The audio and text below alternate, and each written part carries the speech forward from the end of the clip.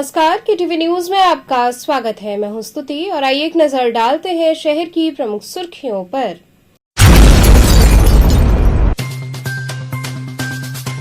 गणेश चतुर्थी पर भक्तों ने बड़ा गणेश के दरबार में लगाई हाजिरी। पुत्र की दीर्घायु की कामना के साथ महिलाओं ने रखा व्रत।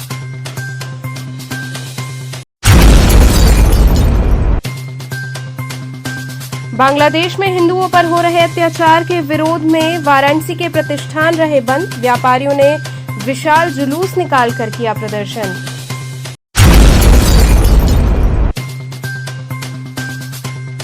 कृषि मंत्री ने कृषि उत्पादक संगठन एवं औद्यानिक विपणन सहकारी समिति का किया भ्रमण।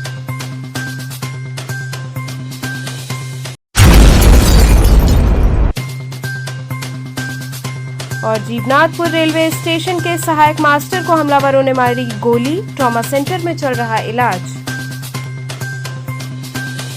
और अब खबरें विस्तार से। गणेश चतुर्थी पर बड़ी संख्या में भक्तों ने बड़ा गणेश के दरबार में हाजिरी लगाई। पुत्र की दीर्घायु की कामना के साथ महिलाओं ने व्रत रखा। हर मास की कृष्ण पक्ष की चतुर्थी तिथि को गणेश चतुर्थी का व्रत रखा जाता है। हर एक मास में पड़ने वाली चतुर्थी का अपना एक महत्व होता है। ऐसे ही भाद्रपद मास के कृष्ण पक्ष की चतुर्थी को भी व्रत पड़ता है। इसे हेरंब संकष्टी गणेश चतुर्थी व्रत कहा जाता है। इस दिन भगवान गणेश की विधिवत पूजन करने के साथ व्रत रखने का विधान है। ये संकष्टी गणेश चौथ 13 संकष्टी गणेश चतुर्थी में से एक है। इस दिन पूजा करने के साथ व्रत रखने से जीवन के हर दुख दूर हो जाते हैं और सुख समृद्धि की प्राप्ति होती है। भादों के महीने में पड़ने वाले गणेश चतुर्थी के अवसर पर लोहटिया स्थित बड़ा गणेश मंदिर में बाबा गणेश जी का भव्य श्रृंगार किया गया। इस अवसर पर भोर से ही भक्तों ने पहुंचकर मत्था टेका और भगवान से सुख समृद्धि की कामना की। मंदिर के महंत संजय दुबे ने बताया कि महिलाएं अपने पुत्र के लिए ये कड़ा व्रत रहती हैं। रात्रि में विशेष पूजन अर्चन कर चंद्रमा को देखकर अर्घ दिया जाता है और व्रत का समापन होता है। इस व्रत को करने से परिवार में सुख समृद्धि आती है। संतान के लिए विशेष रूप से ये व्रत रखा जाता है। आज किस तरह का पर्व है? आज बहुला संकटी गणेश चौथ है। ये पर्व साल में भादों के महीना में आता है। भादों के महीना में बाबा का दर्शन करने से हर मनोकामना की पूर्ति होती है। इसमें बच्चों की कामना के लिए लोग औरत लोग व्रत रहती है, अपने भाग्य को संवारती हैं, तो बाबा का पूजन करती हैं। ये व्रत दिन भर व्रत रह करके रात्रि में जब चंद्र उदय होता है तो उस समय चंद्रमा का दर्शन करके अर्घ दे करके अपना व्रत को तोड़ती हैं। इसमें अपने सौभाग्य को भाग्य को पूर्ण करती हैं और बच्चों को मनोकामना के लिए ये पूजन करती हैं। बांग्लादेश में हिंदुओं पर हो रहे अत्याचार के विरोध में लगभग सभी प्रतिष्ठान बंद रहे। व्यापारियों ने विशाल जुलूस निकालकर प्रदर्शन किया। बांग्लादेश में हिंदुओं पर हो रहे अत्याचार के विरोध में हिंदू रक्षा समिति और संयुक्त व्यापार मंडल समिति के आह्वान पर बनारस में व्यापारियों ने गुरुवार को अपने अपने प्रतिष्ठान बंद रखे। पूर्वांचल की सबसे बड़ी गल्ला मंडी में सभी दुकानों पर ताला जड़ा रहा। बांग्लादेश में हिंदुओं पर हो रहे अत्याचार के विरोध में व्यापार मंडल के एक दिवसीय बंद के आह्वान के बाद बनारस में इसका असर देखने को मिला। वाराणसी की सबसे बड़ी गल्ला मंडी में भी दुकानें नहीं खुली। ज्यादातर व्यापारी दुकानों के बाहर बैठकर बातचीत करते नजर आए और दुकानों के ताले नहीं खोले गए। व्यापारियों ने कहा कि जो भी बांग्लादेश में हो रहा है वो कहीं से भी उचित नहीं है। वहीं नगर में कुछ दुकानें खुली भी रहीं। इसमें मुख्य रूप से नई सड़क हड़हा दाल मंडी क्षेत्र की दुकानें पूरी तरह खुली रहीं। हालांकि बड़ी बंदी के चलते इस दुकानों से भी ग्राहक नदारद रहे। आज किस तरह की बंदी है? आज संयुक्त व्यापार मंडल संघ का बनारस बंद का आह्वान है, जिसमें आप देख रहे हैं पूरा बनारस स्वतः ही बंद है। बांग्लादेश में जो हिंदुओं के ऊपर अत्याचार हो रहा है उसके विरोध में पूरे बनारस की जनता, बनारस के व्यापारी आज उन्होंने बंद करके सड़क पर उतर गए हैं और अपना आक्रोश व्यक्त कर रहे हैं। तो बनारस की कौन कौन सी मार्केट बंद है? लगभग पूरे पूर्वांचल की सबसे बड़ी मंडी बनारस है। लगभग सभी मंडियां, दवा मंडी, सराफा मंडी, गल्ला मंडी, किराना मंडी, पेंट मंडी, लोहा मंडी, सारी मंडियां लगभग पूरी तरह से बंद है।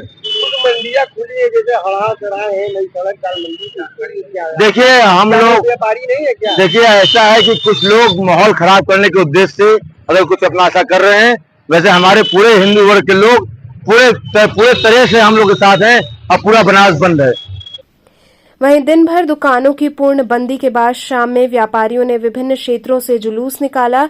कबीर रोड व्यापार मंडल के अध्यक्ष के नेतृत्व में जुलूस निकाला गया। कबीर रोड व्यापार मंडल के अध्यक्ष सनी जौहर ने बताया कि आज बनारस के सभी व्यापार मंडल ने बांग्लादेश में हिंदुओं पर जो अत्याचार हो रहे हैं उसके विरोध में अपने प्रतिष्ठान बंद रखे हैं और विशाल जुलूस व प्रदर्शन के माध्यम से इस बात का पुरजोर विरोध कर रहे हैं ताकि लोगों में ये संदेश जाए कि किसी पर भी अत्याचार बर्दाश्त नहीं किया जाएगा। इस दौरान सभी व्यापार मंडल के सदस्य छोटे बड़े दुकानों के व्यापारी रुद्राक्ष कन्वेंशन सेंटर पहुंचे जहां से वृहद प्रदर्शन किया गया।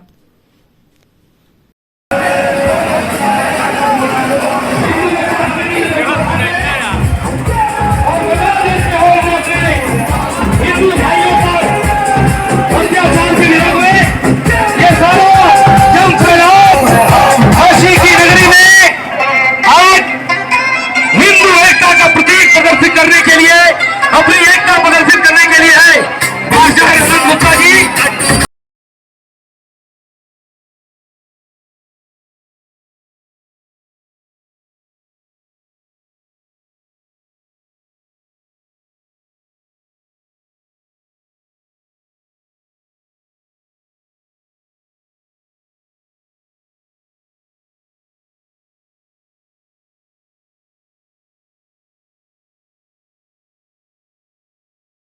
आज ये विरोध चल रहा है?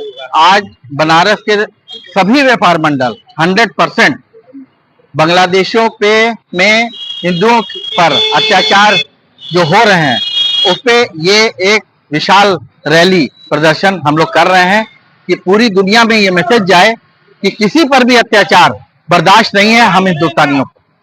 तो काशी में कुछ दुकानें खुली भी है क्या? मिली जुली असर है क्या? 90% दुकानें बंद हैं, 10% दुकानें जो परचून की दुकानें, जो छोटे दुकानदार हैं, और वो भी 4 बजे सभी लोग आपके रुद्राक्ष सेंटर पे पहुंचेंगे। अगर इस तरह की स्थिति बराबर बनी रही तो व्यापार मंडल आगे क्या कार्रवाई करेगा?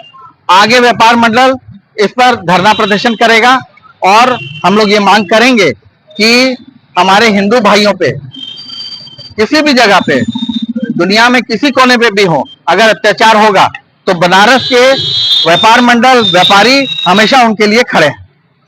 कृषि मंत्री ने कृषि उत्पादक संगठन एवं औद्यानिक विपणन सहकारी समिति का भ्रमण किया। उत्तर प्रदेश के कृषि मंत्री सूर्य प्रताप शाही ने कृषि उत्पादक संगठन एवं औद्यानिक विपणन सहकारी समिति लिमिटेड टिकरी वाराणसी का भ्रमण किया। ये भ्रमण राज्य के कृषि क्षेत्र में नए नवाचारों और प्रगति को बढ़ावा देने के उद्देश्य से किया गया था। इस अवसर पर संगठन के सदस्यों और किसानों के साथ कृषि मंत्री का स्वागत गर्मजोशी से हुआ। भ्रमण के दौरान कृषि मंत्री ने संगठन द्वारा स्थापित विभिन्न महत्वपूर्ण परियोजनाओं और सुविधाओं का निरीक्षण किया। उन्होंने बायोमास संचालित कोल्ड रूम का अवलोकन किया जो कि फसल को ताजा और सुरक्षित रखने के लिए एक अत्याधुनिक तकनीक है। इस कोल्ड रूम के माध्यम से किसान अपनी उपज को लंबे समय तक सुरक्षित रख सकते हैं जिससे उन्हें बाजार में उचित मूल्य मिल सकेगा। इसके अलावा मंत्री ने कोल्ड प्रेस तेल निष्कर्षण इकाई का भी निरीक्षण किया। उन्होंने दूध संग्रह केंद्र का भी अवलोकन किया जो स्थानीय किसानों द्वारा उत्पादित दूध के संग्रह और प्रसंस्करण के लिए एक महत्वपूर्ण सुविधा है। मंत्री सूर्य प्रताप शाही ने राज्य के किसानों को समर्पित वेबसाइट पोर्टल का शुभारंभ किया। इस पोर्टल के माध्यम से किसानों को कृषि संबंधी जानकारी और नवीनतम तकनीकों की जानकारी प्राप्त होगी। इसके साथ ही उन्होंने वृक्षारोपण करके पर्यावरण संरक्षण का संदेश भी दिया।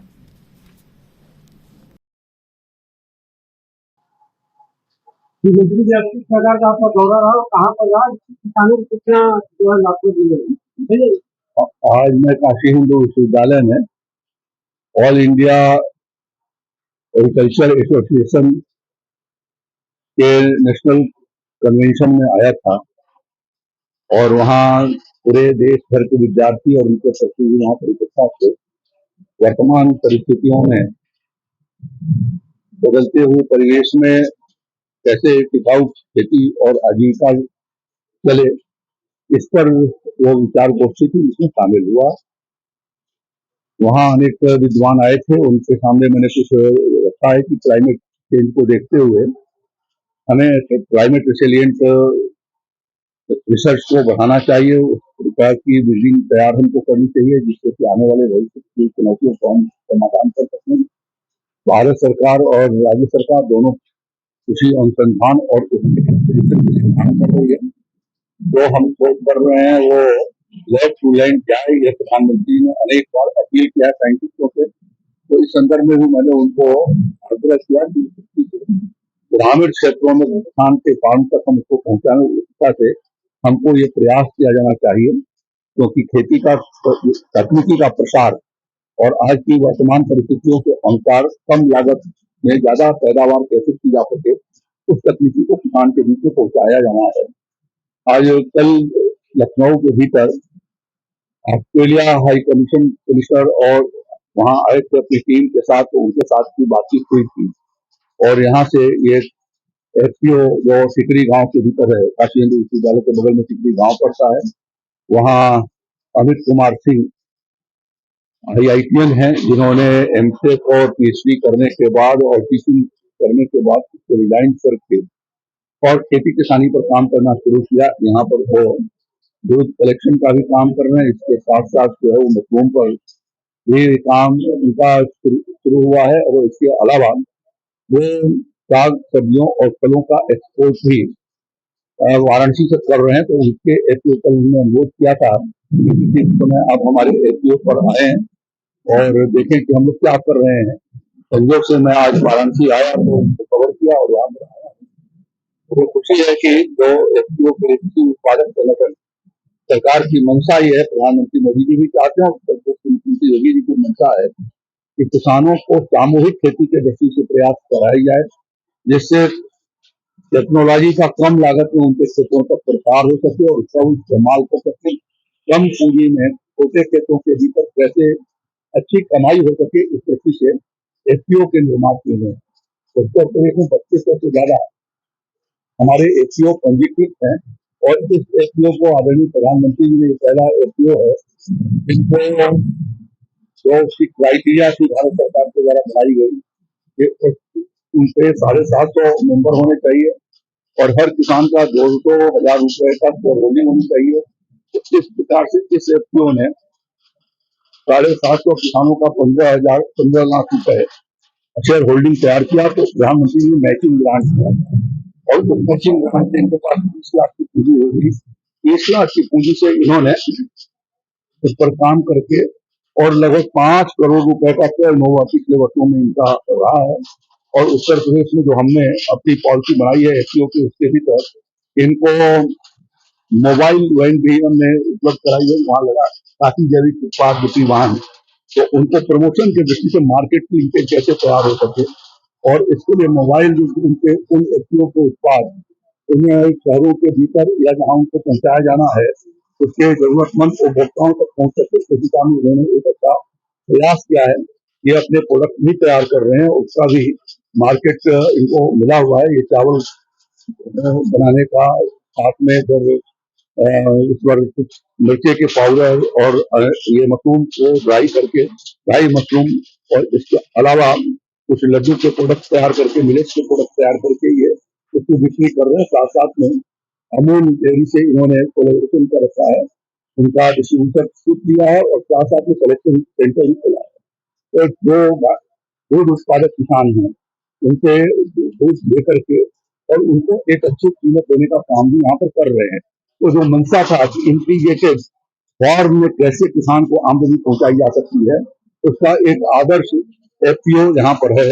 और सबसे बड़ी बात यह है कि एक IITian जो बीटेक, एमटेक और पीएचडी करने के बाद और असिस्टेंट प्रोफेसर की नौकरी छोड़ करके इस काम को कर रहा है और इनके साथ एक दूसरे भी IITian है जो उनके साथ सहयोग कर रहे हैं। तो दो IITian मिल करके और इन्होंने यह काम प्रारंभ किया, इसके लिए बधाई देता हूँ। उनके पिताजी यहाँ पर हमारे बीच में अभिषेक जी मौजूद है और इनका भी काफी उसके लिए समर्थन और सहयोग है। इन्होंने 1 लाख लगाने का संकल्प किया था, 1 करोड़ रुपये लगाने का संकल्प किया था और इस दिशा में निरंतर ये प्रयास करने हैं। अलग अलग जगहों में उन्होंने वृक्ष लगाए हैं और किसानों को निःशुल्क पौधा भी विकसित करने का काम करते हैं। उनसे नस्ल तैयार करा करके उनको अच्छे अच्छे वैरायटी के पेड़ उनको देते हैं, जिससे किसान उसको याद कर सके और उसको संरक्षण दे सके। तो यह एक बेहतर प्रयास है। महिलाओं को भी यहाँ पर ट्रेनिंग दिए जाने का काम मशीन पर सब्जियों के रख रखाव पर ये लोग कर रहे हैं। तो एक अच्छे दिशा में एपीएफ काम कर रहा है। इसकी सफलता के लिए मैं बधाई देता हूँ और उनके हौसले को भी उनका अफजाई करता हूँ कि उन्होंने IITM होने के बावजूद भी खेती किसानी के चुनौती को स्वीकार किया है और उस दिशा में एक बेहतर और का प्रयास कर रहे हैं और ये बधाई से उनको मैं अपनी ओर से देता हूँ। और तो मंत्री जी का आगमन हुआ है, क्या दौरा हुआ इसकी किसानी मंत्री माननीय मंत्री हमारे कृषक उत्पादक संगठन टिकरी वाराणसी के कैंपस में आए। ये हम लोगों के लिए बड़ी सौभाग्य की बात है। कैंपस में आए, हमारा पूरा कैंपस देखे, हम लोग क्या क्या कार्य कर रहे हैं, कैसे ट्रेनिंग करा रहे हैं, कैसे किसान भाइयों को हम लोग ये उपलब्ध करा रहे हैं, खाद बीज और ऑर्गेनिक चीजें सब, और किस तरह से उनको हम सेंटर खोल के उनका लाभ करा रहे हैं, कैसे उनके सामानों को हम विदेश भेज रहे हैं जिसमें उनका लाभ हो रहा है। ये सारी चीजें देखे और हम लोगों के कृषक उत्पादक संगठन के अध्यक्ष इंजीनियर अमित सिंह के और हमारी कृषक उत्पादक संगठन टिकरी के वाराणसी के सभी सदस्यों की भूल प्रशंसा किए और बोले गवर्नमेंट से जो भी मदद हो सकेगी उत्तर प्रदेश सरकार से चाहे केंद्र सरकार से हम लोग आप लोगों को दिलाने का पूरा प्रयास करेंगे। जीवनाथपुर रेलवे स्टेशन के सहायक मास्टर को हमलावरों ने गोली मारी, ट्रॉमा सेंटर में इलाज चल रहा है। चंदौली जनपद के मुगलसराय कोतवाली अंतर्गत औद्योगिक नगर फेज 1 के समीप हमीदपुर गांव सड़क पर बीती रात लगभग 1 बजे जीवनाथपुर रेलवे स्टेशन सहायक मास्टर वीरेंद्र शर्मा को गोली मारी गई है। प्राप्त जानकारी के अनुसार वीरेंद्र शर्मा का इलाज ट्रॉमा सेंटर में चल रहा है। वहीं वीरेंद्र शर्मा की पत्नी ने बताया कि हमें रात में 12:30 बजे सूचना मिली कि हमारे पति का एक्सीडेंट हो गया। जब हम सुबह 5 बजे आए तो पता लगा कि गोली लगी है। फिलहाल डॉक्टर का कहना है कि अभी वो खतरे से बाहर है, लेकिन गोली फंसी हुई है। परिजनों का कहना है कि वहां के वेंडर द्वारा गोली मारी गई है। 3 साल पूर्व भी उन्हें धमकी दी गई थी और इसकी शिकायत रेलवे कार्यालय में किया गया था। उसके बाद भी ये घटना हुई है। ये हमारे बनोई साहब हैं, ये जीवनाथपुर रेलवे स्टेशन में स्टेशन अधीक्षक के पोस्ट पर पदस्थ हैं और रात में इनकी 12 बजे ड्यूटी ऑफ हुई थी और जैसे ड्यूटी ऑफ हुई उसके बाद ये अपनी गाड़ी लेके निकले तो लगभग 1.5-2 किलोमीटर आए थे। तो स्टेशन में ही जो वेंडर का पेटी कॉन्ट्रैक्टर का काम करते हैं, एक्चुअल में वो वहाँ का वेंडर जो है वो कोई जायसवाल का है, जायसवाल में पेंटेक में लेके राकेश केसरी और राजेश केसरी करके 2 बंदे हैं। इनका विवाद था इनसे कि ट्रेन को वहाँ पर आप रुकवाइए ताकि हमारी सेलिंग ज़्यादा हो, और वो ट्रेन की वहाँ स्टॉपेज नहीं थी और वो जबरन प्रेशर बनाते थे इन पर कि आप रुकवाइए तो हमारी सेल होगी। तो ये उनसे मना कर दिए, तो उसी बात के लेकर रंजिश रखे हुए थे और इस घटना को कारित किए। और कल भी इन्होंने ड्यूटी और पर इनके स्टेशन पर ही बाइक खड़ा कर दिए थे उन लोग, तो उसको बोले थे कि हटा दो, तो उसको लेके भी उन्होंने धमकी दिया था। और आज उन्होंने इनके फ़ोन में 7-8 बार कॉल किए हैं, ये रिसीव नहीं किए हैं। फ़ोन को पुलिस ने, क्राइम ब्रांच ने जब्त करके रखा है, सारा डेटा उनके पास है। अभी क्या स्थिति है? अभी पेशेंट तो टिपिकल कंडीशन में है। हम लोग ट्रामा सेंटर में लाए थे, प्राथमिक उपचार कमर में लगी है। और हम लोग यहाँ पूछे तो डॉक्टरों का कहना है कि अभी हम इसको ऑब्जर्व करेंगे, जब तक कोई परेशानी नहीं आती है अगली तो हम इसको ऑपरेट नहीं करेंगे। अगर आप लोग स्वेच्छा से डिस्चार्ज करा के ले जाना चाहते हैं तो ले जाएं। क्या मांग करते हैं आप शासन प्रशासन?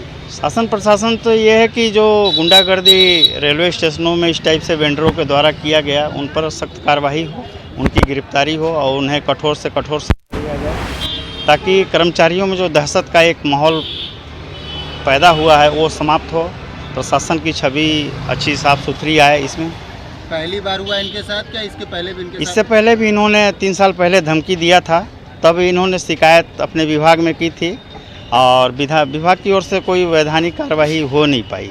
उसका ही ये मन बढ़ने का एक कारण है। या वक्त तो चला एक छोटे से ब्रेक का, आप बने रहिए KTV न्यूज के साथ।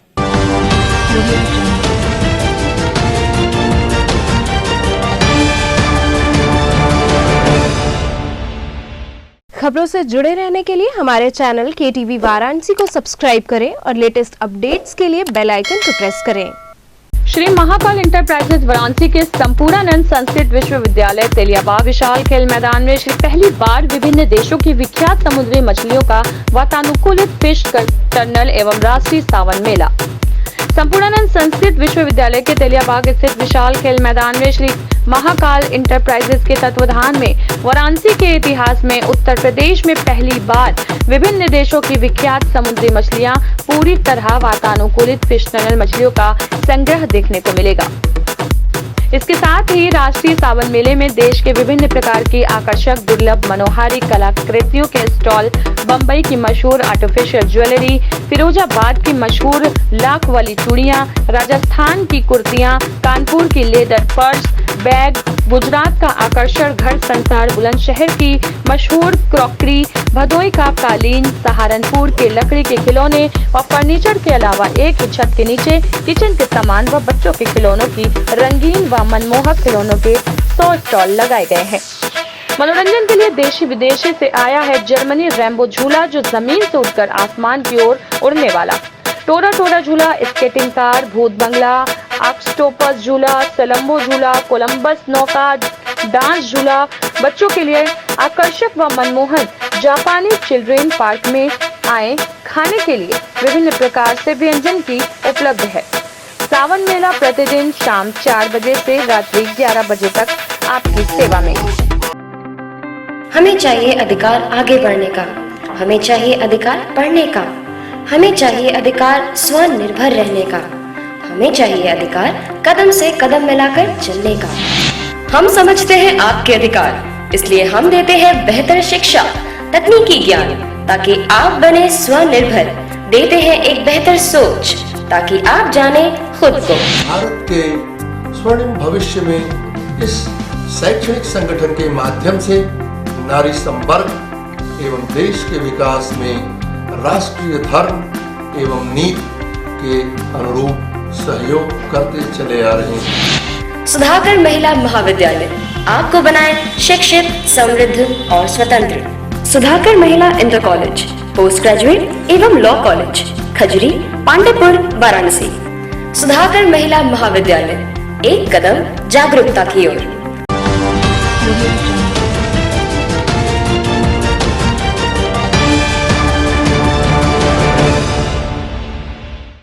ब्रेक के बाद आपका स्वागत है। वाराणसी में एक युवती ने शादी का झांसा देकर दुष्कर्म करने तथा मामले में पुलिस द्वारा न्याय नहीं दिलाने का आरोप लगाया। प्रधानमंत्री नरेंद्र मोदी के संसदीय क्षेत्र वाराणसी में आज एक पीड़िता ने, जो कि थाना शिवपुर अंतर्गत की रहने वाली है, उसने शिवपुर पुलिस पर गंभीर आरोप लगाते हुए कहा कि शशिकांत पांडे थाना लालपुर का रहने वाला है, जिसने शादी का झांसा देकर कई बार शारीरिक संबंध बनाया, जबरन गर्भपात कराया। साथ ही आरोप लगाते हुए कहा कि उससे शादी करने को कहकर बहलाता फुसलाता रहा। शशिकांत पांडे ने प्रार्थनी के नाबालिग होने का फायदा उठाकर अपने प्रेम जाल में फंसा लिया और जल्द ही शादी कर लेने का झांसा देकर अपने घर ले जाकर शारीरिक संबंध बनाने लगा। अब पीड़ित को धोखा देकर उससे छुटकारा पाने के लिए अलग हो गया और धमकाने लगा, जिससे न्याय पाने के लिए महिला ने पुलिस का सहारा लेना ही उचित समझा। पीड़िता ने कहा कि कई चक्कर थाने पर लगाने के बाद पुलिस ने FIR दर्ज की, मगर उसके बाद शशिकांत पांडे की तरफ से पुलिस ने सारनाथ थाने में महिला के खिलाफ भी मुकदमा दर्ज किया। पीड़िता का कहना है कि मुझको न्याय मिले और आरोपी जेल में जाए, पुलिस निष्पक्ष रूप से कार्य करे और गंभीर धाराओं में भी मुकदमा पंजीकृत करे। कैसे क्या है दास्तां, क्या है? हमारी आप बीती ये थी कि हम आज से करीब 10-12 साल पहले मिले थे शशिकांत पांडे से, और उस समय हमारी एज रही होगी, हमको लगता है 15-16 साल। उस समय मैं उनसे मिली थी और तब से लेकर 2023-24 तक मैं साथ रही हूँ। उस दौरान मैं 4-5 बार गर्भवती भी हुई हूँ। मेरे बिना इच्छा के मेरा गर्भपात भी कराया गया है, मुझे नशीली दवाइयाँ दे करके। और कई जगह किराए के मकान में उन्होंने रखा है, जैसे में शिवपुर, पहड़िया, रामनगर, कैंटोनमेंट पॉस इलाके में, और कई होटलों में भी वो ले जा कर के बाहर गोवा, मुंबई, दिल्ली वगैरह में भी उन्होंने रखा। और अब सारी चीज़ वो छोड़ कर के एकाएक हमको बेसहारा छोड़कर चले गए, चूँकि मैं घर से भाग कर के उनके साथ गई थी। तो उन्होंने हमको झूठा विश्वास, पत्नी का झूठा विश्वास भी दिलाया। मंदिर में ले जाके सिंदूर डाल दिया, अदरपुरा मंदिर में। और सिंदूर डालने के बाद उन्होंने बोला कि अब आज के बाद तुम हमें दबाव मत बनाना, तुम मेरी पत्नी हो गई हो और हिंदू रीति रिवाज के हिसाब से सिंदूर का बहुत बड़ा महत्व होता है, तो इसलिए अब तुम मेरी पत्नी। उन्होंने बतौर पत्नी कई कागजातों पे मेरा नाम भी दर्ज करा दिया। अब सारी चीज़ लेकर के जब मैं पुलिस के पास गई मई में, तब मैं मई से लेके जून, जुलाई, अगस्त तक परेशान रही। 12 अगस्त को मेरी FIR, जब मैं प्लेटफॉर्म सोशल मीडिया पे एक्स प्लेटफॉर्म पे जब मैं एक वीडियो जारी करती हूँ एक अधिकारी के यहाँ परेशान होकर के, जब उन्होंने हमसे बोला कि तुम्हारी बहन की भी जांच होगी, तुम्हारे पूरे परिवार की जांच होगी, तब मैं परेशान होकर एक वीडियो जारी करती हूँ। तब मुँह बांध करके तब मेरी FIR 12 तारीख को रात में होती है, 12/8/2024 को 11:51 पे। और उसी के शिवपुर थाना में उसी के जस्ट 1 मिनट बाद मेरे खिलाफ़ FIR होती है 12/8/2024 को 23:52 पे, जो कि आपके सामने आप देख सकते हैं। और उसके बाद मेरे प्रार्थना पत्र के हिसाब से इसमें धाराएं नहीं लगाई जाती हैं, और मुझसे पुलिस बोलती है कि आपके बयान के बाद, आपके मेडिकल के बाद, आपकी जांच के बाद मैं धारा बढ़ाऊंगा, घटाऊंगा, वो मेरा काम है। और आज तक अभी तक ना तो पुलिस का कोई मुझे फुल सपोर्ट समझ में आता है, ना तो कुछ उनकी मदद उनकी तरफ से समझ में आता है। उल्टा आरोपी हमारा, जहाँ भी मैं जाती हूँ पता नहीं कैसे उनको पता चल जाता है, उनके लोग हमारा पीछा करते हैं, जिसका फ़ोटो वीडियो मैंने पुलिस को दिया भी है। और उनके परिचित के लोग मेरे घर तक आते हैं और घर पे आके लोग धमकाते भी हैं। उनका कहना है कि आप मुकदमा वापस ले लें और नहीं तो आपकी हत्या करवा देंगे, या तो फर्जी मुकदमे में आपको फंसा देंगे, जैसा कि सही हुआ है। मुझे एक ही मिनट के बाद मुझे मेरे ऊपर फर्जी मुकदमा भी लगाया गया है। मैं तो चाहती हूँ उसकी विस्तारित से जांच हो उस मुकदमे में। और आरोपी कौन है ये, कैसे परिचय हुआ था आपको? आरोपी इनका नाम शशिकांत पांडे और पन्नू पांडे है, स्वर्गीय पुत्र स्वर्गीय सूर्यनाथ पांडे। तो मैं चाहूँगी कि इनके मुकदमे की एक बार पुलिस कायदे से गंभीरता को लेते हुए जांच करे और मेरी मदद करे। पुलिस की कोई मदद मुझे नहीं मिल पा रही है, जिसकी वजह से मुझे मीडिया का सहारा लेना पड़ रहा है। बस मैं यही चाहती हूँ। उच्च अधिकारियों के पास क्या आश्वासन दिया? उच्च अधिकारियों के पास कई बार गई हूँ, रात भर फ़ोन करके परेशान जब मुझे किया जाता है। मेरे पास बहुत से फ़ोन भी आते हैं जिसकी पूरी रिकॉर्डिंग, स्क्रीनशॉट, नंबर मैंने सब थाने पे सबको, सारे अधिकारी को दिया है, लेकिन मेरा कोई अधिकारी कोई मदद नहीं कर रहा है। केवल इस वजह से कि विपक्षी पैसे से मजबूत है और सोर्स से मजबूत है, बस इस वजह से मेरी कहीं कोई सुनवाई है ही नहीं। और ना मैंने मुख्यमंत्री को भी चिट्ठी लिखा, मैंने प्रधानमंत्री को भी चिट्ठी लिखा, मैंने महिला राष्ट्रीय आयोग लखनऊ, दिल्ली, हर जगह मैं जा कर के भी कोशिश की, लेकिन कहीं से मुझे कोई मदद नहीं मिली और ना ही अभी तक कोई मदद मिली है। अभी तक मेरी धाराएं, मेरे प्रार्थना पत्र के हिसाब से मेरी धाराएं तक नहीं लगाई गई हैं। धारा 494 लगा दी गई है, ना तो मेरा सही से प्रार्थना पत्र का कोई जांच किया गया है, ना कोई चीज़। सारे सबूत, सारे साक्ष्य को पुलिस मिटा रही है।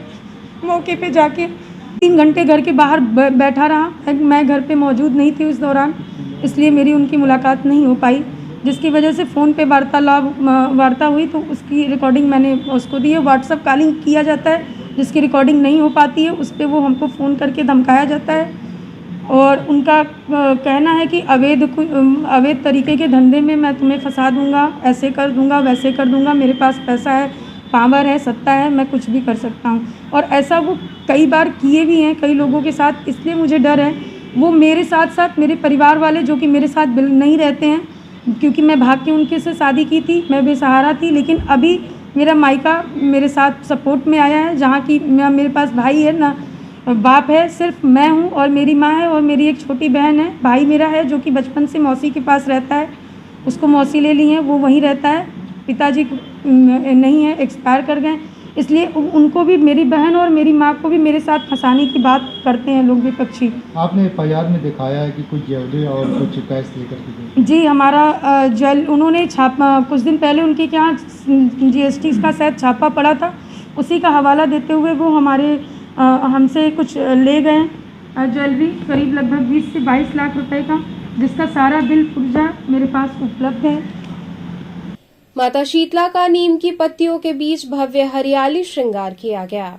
शीतला मंदिर के महंत पंडित शिव प्रसाद पांडे के आवास पर माता शीतला का भव्य नीम की पत्तियों से हरियाली श्रृंगार करके विशेष पूजन अर्चन किया गया।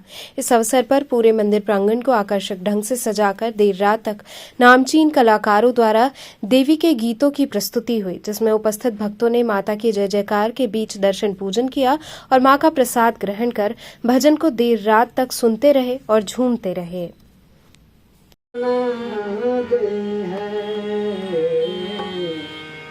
चला चली माही के भवन हो,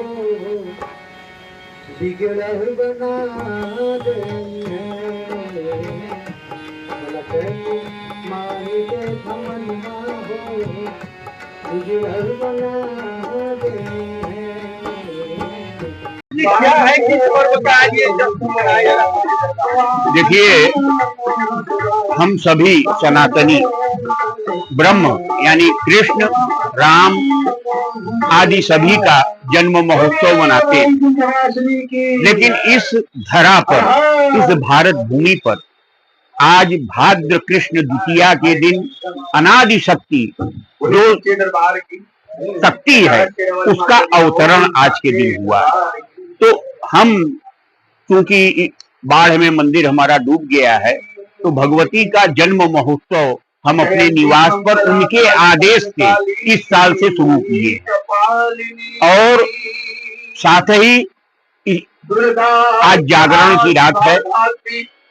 ये महोत्सव 2 दिन का जागरण और कजरी, ये मिर्जापुर का महोत्सव है, जो कि अब धीरे धीरे हर जगह होने लगा कि यहाँ रात भर आज कजरी का गायन, कजरी गाती हैं, टोली का टोली बनाकर औरतें, और जलेबा, उनके लिए परिवार के लोग जलेबा ले जाते हैं, गुलगुला ले जाते हैं जलेबे का, वो खाती हैं और रात भर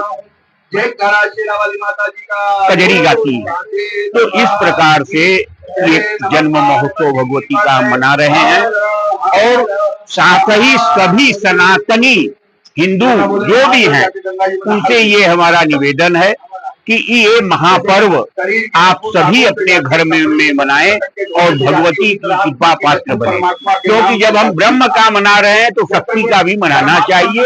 ये महोत्सव हम समस्त काशीवासी देशवासियों से अपील करते हैं कि भाद्र सुदी द्विज को अनादि शक्ति भगवती पराम्बा का जन्म महोत्सव मनाएं, जिससे उनके घर में सुख समृद्धि ऐश्वर्य की वृद्धि हो और जो अदृश्य शत्रु हमारे हैं उनका शमन हो, सबका कल्याण हो। सभी के कल्याण के निमित्त आज हम ये महोत्सव मनाएं। 2 वर्षों से लोहटिया क्षेत्र में गिरे बिजली के खंभे को लेकर व्यापारियों ने रोष जताया। लोहटिया मंडी में विगत 2 वर्षों से बिजली के खंभे औंधे मुंह गिरे पड़ा है, लेकिन बिजली कर्मचारियों को बार बार व्यापारियों द्वारा कहने के बाद भी इस पर ध्यान नहीं दिया जा रहा है, जिससे व्यापारियों में रोष है। आज लोहटिया व्यापार मंडल के लोगों ने इस बात की जानकारी पत्रकारों को देते हुए अपना रोष व्यक्त किया और उन्होंने बताया कि बरसात के मौसम में यहाँ करंट भी उतरता है, कभी कोई बड़ी घटना घट सकती है जिसकी जिम्मेदारी बिजली विभाग की होगी। अगर समय रहते ध्यान नहीं दिया गया तो इसका खामियाजा आम जनता या पशु पक्षियों को झेलना पड़ेगा। व्यापारियों ने मांग किया कि शीघ्र ही इस खंभे को सीधा कराया जाए, जिससे आने वाले लोग को परेशानी न झेलनी हो, किसी तरह की दुर्घटना न घटने पाए।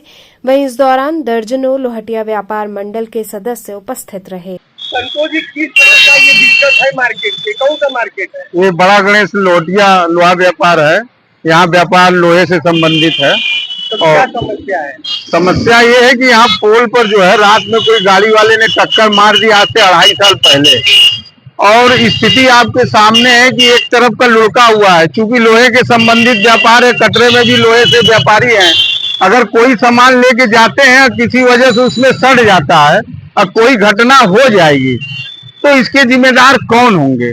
यही हर समय यही समस्या रहती। जब घटना घट जाती है तब लोग जागते हैं अधिकारी। उससे पहले जेई से अन्य लोगों से सारा शिकायत कर चुका गया है, यहाँ तक कि सभासद से और सबसे कह चुका गया है, लेकिन कोई इस पे संज्ञान नहीं ले रहा है। तो हमारा यही आपके माध्यम से कहना है कि अगर हमारी बात अगर जेई से एसीएन के पास जा रही हो, इसको अविलंब तुरंत सही करावे ताकि कोई घटना न घटे। नहीं तो बड़ी घटना का करंट वगैरह भी आता है। हाँ, अरे जरूर कभी कभी जो है बरसात होती है, पानी पड़ता है तो जमीन में यहाँ थोड़ा सा जो है करंट का अंश रहता है। नगर में कजरी तीज रथ जगह की धूम रही। लोगों ने जलेबा खाया और गली मोहल्ले में कजरी गीत गूंजे। रथ जग्गा पर्व को लेकर बाजारों में भीड़ उमड़ पड़ी। मिठाई की दुकानों पर देर रात तक लंबी कतारें लगी रहीं। लोग मिठाई, जलेबा आदि की खरीदारी में जुटे रहे। गुड़ से बनी जलेबी खरीदने के लिए लोग कई घंटों तक इंतजार करते रहे। ग्राहकों की भीड़ देखकर दुकानदारों ने भी पहले से ही सारी तैयारी पूरी कर ली थी। नासिरपुर और सुसवाही के अलावा अन्य बाजारों में भी लोगों ने जमकर जलेबा, मिठाई इत्यादि की खरीदारी की। क्या करने आए हैं आप? देखिए, आज मैं आया था यहाँ पे, दिन के पीछे हमारे बड़े बड़े जलेबा लगे हैं, तो मैं अपने परिवार के लिए यहाँ पे जलेबी लेने आया था। बड़ा बड़ा जलेबा है और आज वो कजरी है। आज कजरी का महापर्व है। आज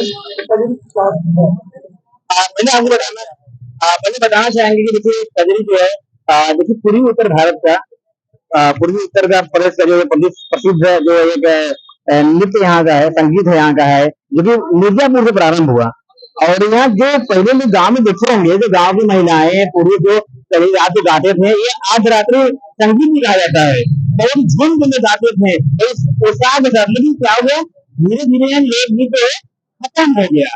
आज यूट्यूब ने ले लिया और पहले होते कंपटीशन होते थे महिला पुरुष होगा, अब पूरे खत्म हो जाता है, देखने को मिल जाता है। और सबसे बड़ी बात है कि आज जो है वर्षा ऋतु प्रारंभ होता है तब यहाँ त्योहार मनाया जाता है। और आपने देखा होगा कि हमारे गांव में हाँ, वो सावन जो है प्रारंभ होता है जी। वहीं रथ जग्गा और कजरी का त्योहार हर साल भादो महीने में आता है।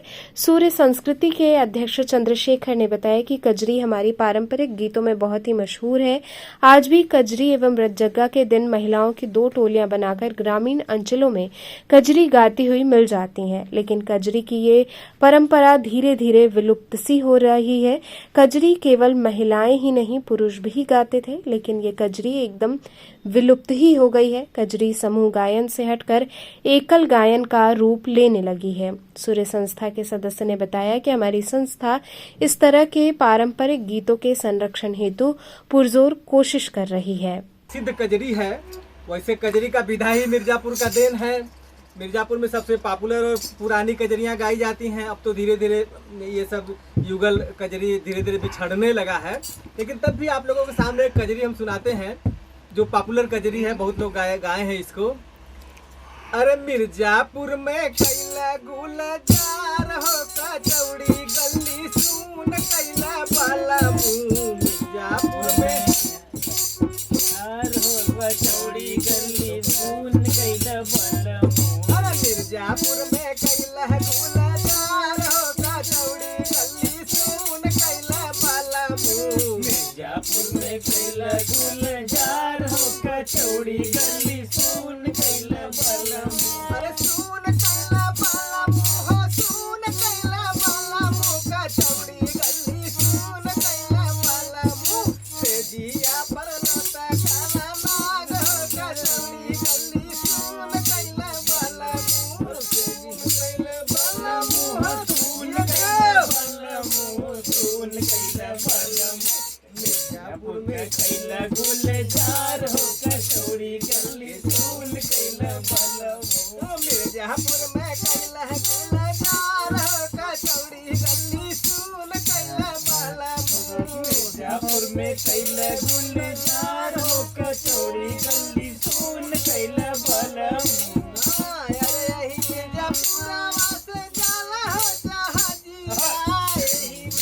पुरवा से जाला हो जहाजिया रे जाला हो जहाजिया हो जाला हो जहाजिया जाला हो जहाजिया हो जाला हो जहाजिया अरे मोरा बलमू अरे मोरा बलमू कैला हराना गुन हो कचौरी गली सुन कैला बलमू मोरा बलमू कैला हराना हो कचौरी गली सुन कैला बलमू मिर्जापुर में कैला गुलजार हो कचौड़ी गली सुन कैला बलमू मिर्जापुर में कैला गुलजार हो कचौड़ी गली सुन कैला बलमू। का होला कि सोहर भी लोग गावाला यही में जन्माष्टमी भी पड़ाला तो कन्हैया जी का भी ललना वाला गाना होई में सोहर में गवा जाला एक हल्का सा सोहर का भी थोड़ा तान मारत है। एक लाल जब चले वसुदेव जब ऊपर छाई बदरिया और रात अंधेरी काल कवेरी राहन सुजे डहरिया लहरिया आवे जमुना जी में आधी रतिया लहरिया आवे जमुना जी में आधी रतिया लहरिया आवे जमुना जी में आधी रतिया लहरिया आवे जमुना जी के आधी रतिया लहरिया आवे जमुना जी के आधी रतिया लहरिया आवे जमुना जी के आधी रतिया लहरिया आवे जमुना जी के आधी रतिया हो ललना देवकी के जनम मैना लनवा लनवा बड़ा सुंदर हो ललना देवकी के जनम हो रिलवा बड़ा सुंदर हो ललना देवकी के जनम हो रिलवा बड़ा सुंदर हो रिलवा बड़ा सुंदर हो ललना देवकी के जनम लनवा बड़ा सुंदर हो। होला कि कजरी के महीना में का होला कि रक्षाबंधन पर तो कहीं ऐसा त्योहार पर कजरी तीज पर जोन औरतन घर के होई मेहरारू जोन होली वो अपना नैहर भी जाली जब नैहर से लौट के आइल ह ओकर गोरी तो देखले कि 4 दिन में हमार देखत ही दुबरा गेल मेहरारुए तो का ताना मारत ह का मरले बा अरे सुना सुना गोरिया मोर तू तो हो गईलू कमजोर सुना सुना गोरिया मोर तू तो हो गईलू कमजोर सुना सुना गोरिया मोर तू तो हो गईलू कमजोर सुना सुना गोरिया मोर तू तो हो गईलू कमजोर सुना सुना गोरिया मोर तू तो हो गईलू कमजोर केहू मरले से के गरियौले से नाई हरवा में केहू मरले से के गरियौले से नाई हरवा में केहू मरले से के गरियौले से नाई हरवा में हो केहू मरले से के गरियौले से नाई हरवा सुना सुना गरिया मोर तू तो हो गईलू कमजोर केहू मरले से के गरियौले से नाई हरवा में। और आजकल जो हम लोगों का संस्कृति है जो हमारे अपना थीम है कि जो हमारी संस्कृतियां बहुत सारी ऐसी हैं जो विलुप्त होती जा रही हैं उसको जो है हम लोगों को संरक्षण किया जाए। अब देख लीजिए आज भादों का महीना है दूसरा तीसरा दिन है और कजरी का समय है। इस कजरी में देखा जाए तो ये तो है मिर्जापुर का कजरी जबकि मिर्जापुर में इसका जनरेटिव है लेकिन मिर्जापुर में भी अगर देखा जाए तो कजरी जैसे विलुप्त सा होता जा रहा है सब ट्रेडिशनल सॉन्ग। पहले हम लोग हमारे जाने की बात है कि हम लोगों के गांव में जो कजरी होती थी महिलाएं झुंड बनाकर गाती थी और झुंड बनाकर जो है महिलाएं एक दूसरे के कंपटीशन में गाना गाया जाता था। रथ जग्गा के दिन आज के दिन रथ जग्गा के दिन अपना रात भर 12 बजे रात तक कजरी औरतें गाती थी। हाँ झूला पड़ता था औरतें कजरी गाती थी। इसके साथ आदमियों का भी ढुनमुनिया कजरी होता था। आदमी भी कहीं किसी के यहाँ तीज जाता था तो लोग कजरी गाते थे तो ढुनमुनिया कजरी होता था जो गांव में आदमी का तो एकदम कजरी विलुप्त सा हो गया है। अब कजरी जो रूप ले लिया है वो एकल कजरी का ले लिया है जो आजकल भोजपुरी और यूट्यूब चैनल पर आ रहे हैं। स्टूडियो में रिकॉर्डिंग हो रहा है, वहीं हम लोगों को एकल गायन सुनने के लिए मिल रहा है। बाकी युगल बंदी या संयुक्त रूप से जो कजरी गाया जाता था वो तो खत्म ही हो गया। अभी हाल में ही हमारे यहाँ जो श्रीवास्तव जी थी, अजीता श्रीवास्तव, जिसका एक्सपायर जो हो गई है, कजरी का मतलब कितना संरक्षण किया था इन्होंने, पद्मश्री भी मिला था। मिर्जापुर की रहने वाली, हम लोग भी मिर्जापुर से बिलोंग करते हैं, लेकिन ये विधा कजरी और फगुआ, ये दोनों विधाएं जो है एकदम खत्म होता जा रहा है। इसको संरक्षित करने के लिए, इसको फिर से जागृत करने के लिए हम लोगों को इसका कुछ युवाओं में और गांव-गांव में जाकर इसका कंपटीशन वगैरह, प्रतियोगिता वगैरह अगर कराया जाए, युगल और संयुक्त और एकल दोनों कराया जाए इसका गायन का प्रतियोगिता, और अच्छा इनाम रखा जाए, तो शायद धीरे धीरे इसका पुनरावृत्ति हो सके। जो हमारे ट्रेडिशनल सॉन्ग है वो फिर से जीवित हो सकते हैं। तो इसके लिए आपकी संस्था या आप लोग किस तरीके से? हमारा संस्था जो सुर संस्कृति है, ये सुर संस्कृति पर ही काम ही करती है कि किस तरह की संस्कृतियां हमारे देश में पहले थी, कौन सा विलुप्त होता जा रहा है।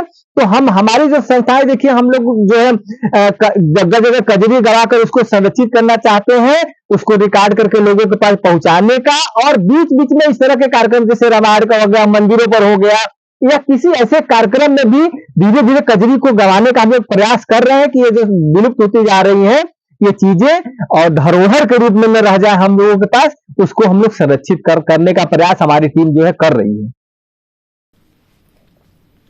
इसी कड़ी में वाराणसी के बड़ी पियरी स्थित जनता कूप शिव मंदिर में कजरी महोत्सव का आयोजन किया गया। इस अवसर पर पूरे मंदिर प्रांगण को आकर्षक माला फूल, विद्युत झालरों से सजाया गया, जहां देर रात तक महिलाओं ने कजरी एवं भक्ति गीत गाकर देश एवं प्रदेश और अपने परिवार के सुख समृद्धि की कामना की। इस मौके पर अलका वैश्य, कश्मीरा, राम दुलारी गुप्ता, रेखा केशरी सहित बड़ी संख्या में महिलाएं शामिल रहीं।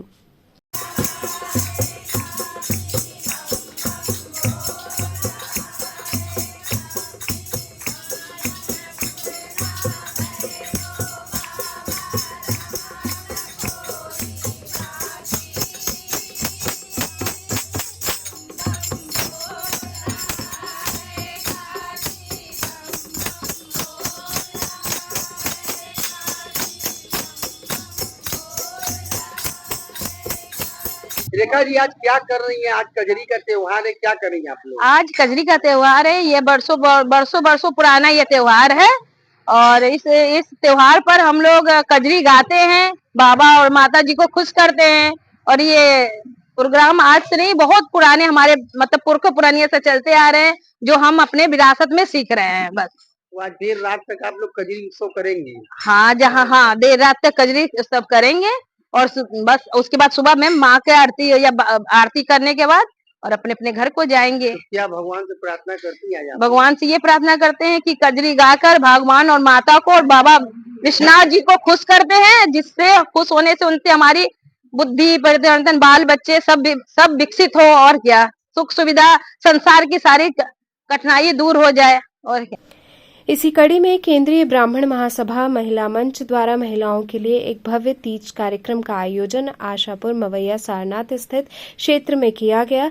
इस कार्यक्रम में कई सांस्कृतिक प्रस्तुतियां जैसे कजरी गायन, नृत्य, प्रश्नोत्तर एवं मनोरंजन के खेल मुख्य आकर्षक रहे। मुख्य अतिथि के रूप में बीएचयू की प्रोफेसर डॉक्टर उषा रानी तिवारी मौजूद थीं।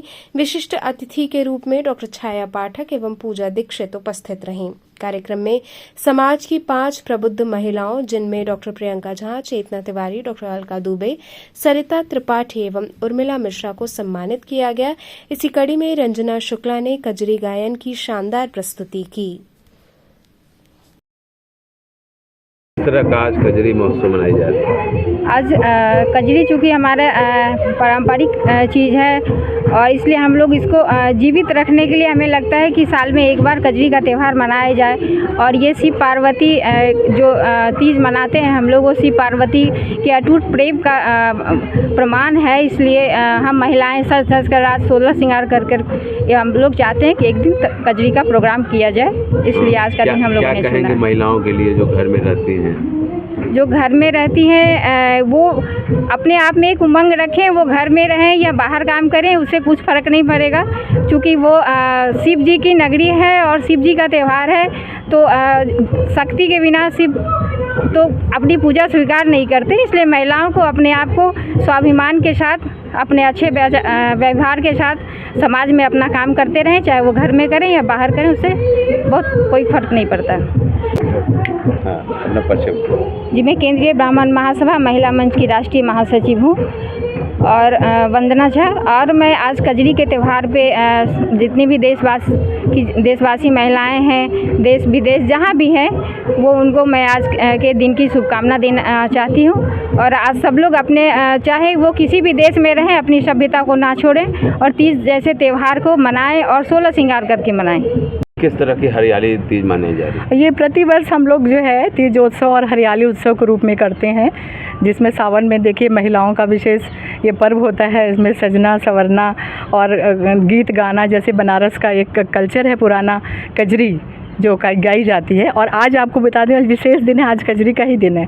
आज के दिन रस जगह होता है, तो आज हम लोगों ने इसीलिए आज ये कार्यक्रम रखा है और अंदर कार्यक्रम हो रहा है, महिलाएं गा रही हैं। और हम लोग इसमें प्रतिवर्ष मैं 5 महिलाओं को सम्मान भी करती हूँ, जो विशिष्ट अलग अलग क्षेत्रों से हैं, मेडिकल से हैं, जो उद्योग में आगे आ रही हैं, जो कवित्री हैं, शिक्षा, तो उनका भी सम्मान होगा।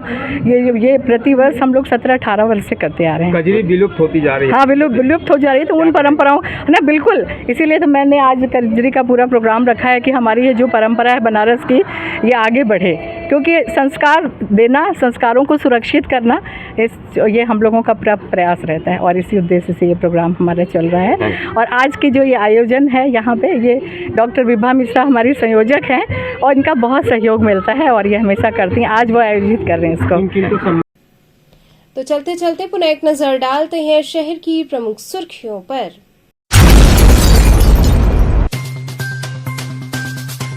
गणेश चतुर्थी पर भक्तों ने बड़ा गणेश के दरबार में लगाई हाजिरी। पुत्र की दीर्घायु की कामना के साथ महिलाओं ने रखा व्रत।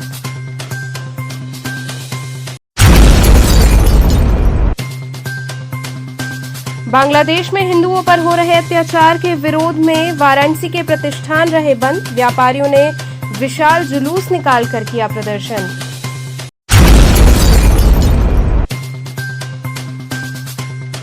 कृषि मंत्री ने कृषि उत्पादक संगठन एवं औद्यानिक विपणन सहकारी समिति का किया भ्रमण।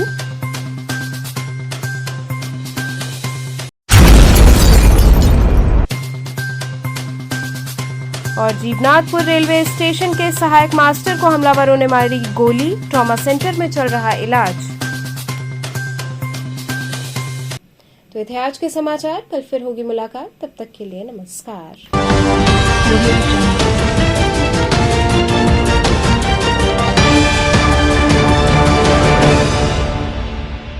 खबरों से जुड़े रहने के लिए हमारे चैनल KTV वाराणसी को सब्सक्राइब करें और लेटेस्ट अपडेट्स के लिए बेल आइकन को प्रेस करें।